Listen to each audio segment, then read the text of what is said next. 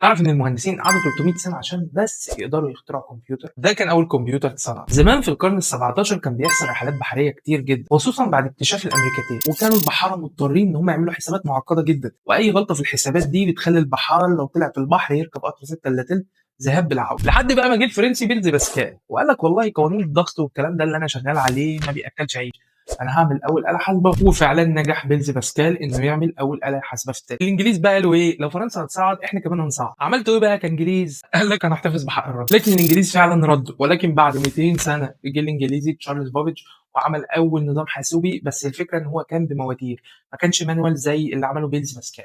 جت بقى الحرب العالميه الثانيه والانجليز عملوا اول جهاز يقدر يفك شفرات الالمان. طبعا ده كان اول جهاز يشتغل بالكهرباء، وكان بيقدر يعمل عمليات حسابيه معقده جدا وبسرعه جدا. جت بقى 1946 والامريكان استلموا الرايه وبنوا الاي ان اي اي سي، الكترونيك نيوميريكال انتجريتور اند كمبيوتر. طبعا ده كان اول كمبيوتر وهو اول جهاز الكتروني، وكان في حجم اوضه وكان بيقدر يسحب كهرباء حي كامل.